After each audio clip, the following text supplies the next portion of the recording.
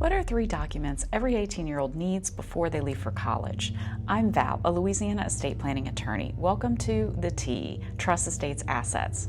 So I have 5 kids, and this one keeps me up at night. My oldest, she's almost 18. She's healthy, she's sharp, and she calls me constantly about questions about her body and her health because I'm her mom and a lawyer, and she knows I'll figure it out.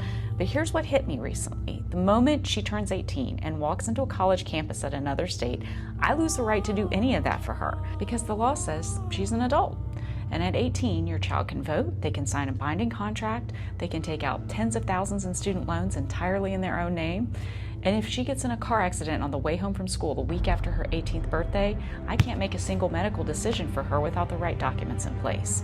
Nobody teaches us this, so I'm going to.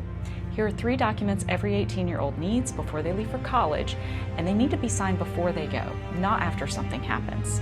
The first thing is a medical power of attorney. This document gives you, the parent, the legal authority to make medical decisions on your child's behalf if they are incapacitated and cannot speak for themselves. Without it, a hospital in another state has no obligation to tell you anything, let alone let you make decisions.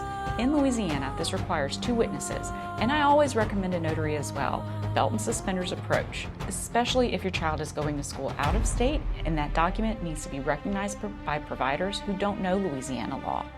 The second thing is HIPAA authorization. This is separate from the medical power of attorney, and it is just as important. HIPAA is the federal privacy law that protects your child's medical information. Once they turn 18, doctors and hospitals cannot legally share their health information with you, not even in an emergency, without a signed HIPAA authorization.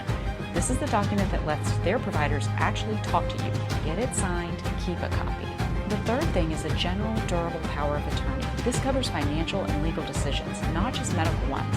If your child is in an accident, hospitalized, or otherwise unable to manage their own affairs, this document gives you the authority to handle things like their bank accounts, their student loans, their lease. Without it, you have no legal standing to even pay their bills on their behalf.